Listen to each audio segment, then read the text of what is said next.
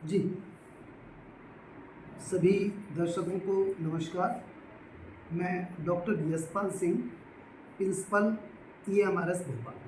Sir, ये काफ़ी समय हो गया आपको यहाँ पर पदस्थ हुए, और यहाँ आपके समय में कई उपलब्धियाँ ऐसी हैं कि जो शायद मध्य प्रदेश का भारत के संस्थानों में ऐसी उपलब्धियाँ नहीं देखने में मिलती हैं। आपके कार्यकाल में बच्चों ने नई नई कीर्तियाँ उपलब्धि प्राप्त की हैं, और आपको भी देखा जाए तो आपको बड़े बड़े पदों से सम्मानित किया गया है, यानी कि राष्ट्रपति से लेके प्रधानमंत्री जितने भी आपको बड़े गौरवान्वित करने की बात है। तो कैसे आप ये बताना चाहेंगे कि किस तरीके अनुभव करते हैं आप? निश्चित रूप से आपका कहना बिल्कुल ठीक है। यहाँ की उपलब्धियों के बारे में बताऊँ तो देश का एकमात्र ये पहला संस्थान है जहाँ पर हमने उन गरीब बच्चों के लिए IIT और मेडिकल की व्यवस्था की है। ये बच्चा ऑल इंडिया से हम सिलेक्शन करके लाते हैं और यहाँ पर निःशुल्क कोचिंग चलाते हैं। इस समय मेरे यहाँ 90 बच्चे अध्ययन कर रहे हैं। ये बच्चे पूरे देश के बच्चे हैं और इन बच्चों की IIT और मेडिकल की तैयारी चल रही है। और आपको मैं आश्वस्त करना चाह रहा हूँ कि इसमें से हमारा रिजल्ट 90% रहेगा, कि मेरे 90% बच्चे ऐसे होंगे जो IIT और NIT और मेडिकल कॉलेजेस में जाएंगे। इसके साथ साथ आपको खुशी होगी, एकमात्र ये संस्थान ऐसा है जिसमें से प्रतिवर्ष सुपर 100 में भी मेरे कम से कम 2 से 3 बच्चे सिलेक्ट होते हैं। इससे बड़े गौरव की बात मध्य प्रदेश के लिए और मेरे लिए कोई नहीं होगी। मैं जब से आया हूँ, इससे पहले मैं असिस्टेंट कमिश्नर था, डायरेक्टरेट में था। मेरे वरिष्ठ अधिकारियों ने ला करके यहाँ की व्यवस्थाएं अच्छी नहीं थी, मुझे ला करके यहाँ रखा और जो व्यवस्थाएं देखी, तो आज यहाँ का रिजल्ट इन मध्य प्रदेश की बात नहीं होती है। आपको खुशी होगी कि भारत सरकार जब भी बैठक होती है तो हर एक स्टेट को बोला जाता है कि आप लोग मध्य प्रदेश में आइए और भोपाल में जाइए, और भोपाल के उस संस्थान को देखिए जहाँ से इतना अच्छा आउटपुट मिल रहा है। तो इसलिए हम पूरा प्रयास करते हैं कि अच्छे से अच्छा दे सकें। बात पुरस्कारों की है तो मध्य प्रदेश के मोस्टली पुरस्कार मुझे आप लोगों की सब सहयोग से मिले हैं, जो भी काम हम लोगों ने किया है। राष्ट्रपति पुरस्कार 2023 का भी मुझे मिला है। प्रधानमंत्री जी ने भी 2 बार आमंत्रित किया।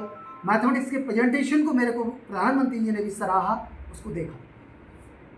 लोकसभा अध्यक्ष महोदय के समक्ष भी मुझे जाने का मौका मिला। यहाँ पर गवर्नर साहब ने भी आमंत्रित किया। तो आप मतलब हम लोगों का जो काम है देश तक जो पहुँचा है, उसके हमें बहुत कुछ मिला भी है। अधिकारी हुए, आम लोग या कोई भी एक पुरस्कार के लिए तरसते हैं, आपको कोई गिनती नहीं, इतने पुरस्कार मिले हैं, तो क्या कहना चाहेंगे? और उस तरीके से आप इतने और उसमें कैसा अनुभव करते हैं? क्या अनुभव करते हैं आप? देखिए, निश्चित रूप से मैं हर एक आदमी, किसी को पुरस्कार मिलता है बहुत अच्छा लगता है, लेकिन मैं ईश्वर से यह कामना करता हूँ कि मैं उस वर्ग के लिए काम करता रहूँ, जब तक मैं जिंदा रहूँगा उस वर्ग के लिए काम करता रहूँ। जो एक सामान्य बच्चे को IIT में यदि भेज देता हूँ तो अकेला नहीं, उससे लगे हुए 4 परिवार का उद्धार हो जाता है।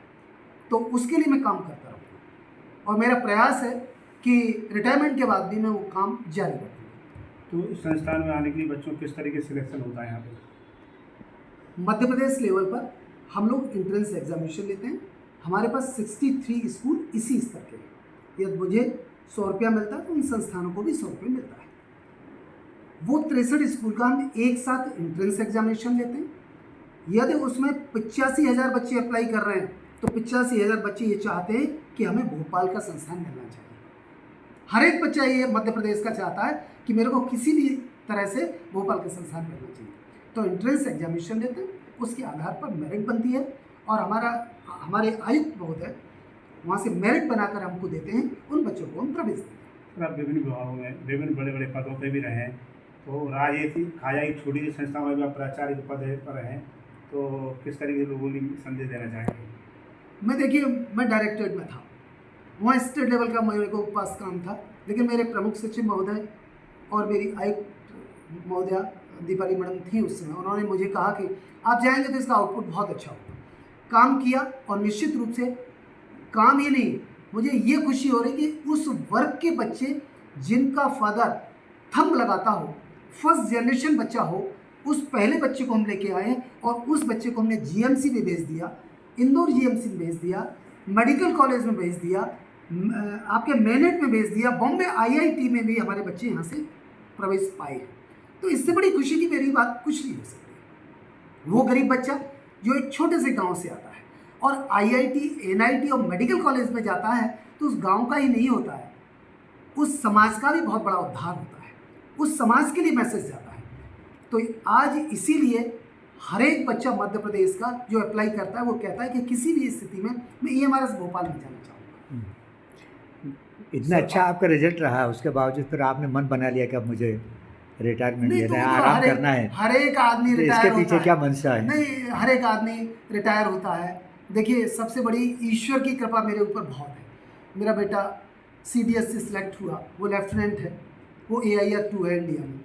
अभी बेटी मेरी UPSC का उसकी इच्छा, अब ईश्वर किस में भेजता है नहीं जानते, वो भी उसका प्री निकल गया है। तो मैं समझता हूँ कि जो मैं काम कर रहा हूँ ईश्वर मुझे उसका परिणाम भी दे रहा है। और आपको खुशी होगी, दोनों ही बच्चे घर में रह करके अपनी तैयारी की है। तो ये सब जो कर रहा हूँ उसी का प्रतिफल है। ईश्वर कहीं ना कहीं आपको इंटरेस्ट के सहित वापस कर देता है।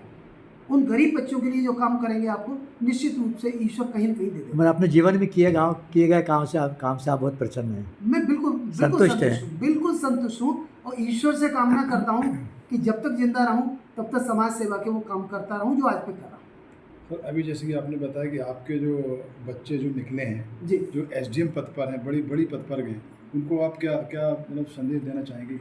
मैं उन सफल बच्चों को सब संदेश देना चाहूँगा कि वो केवल अपने लिए न जिए, वो दूसरे अपने समाज के लोगों को भी साथ में लेकर के चलें, उनका मार्गदर्शन करें। ज़्यादा गरीब लोग हैं तो उन्हें आर्थिक सहयोग भी करें, तो समाज का कल्याण होगा, देश का कल्याण होगा और हम लोग सुखी होंगे। Thank you. Thank you sir. ठीक सर, धन्यवाद। Thank you.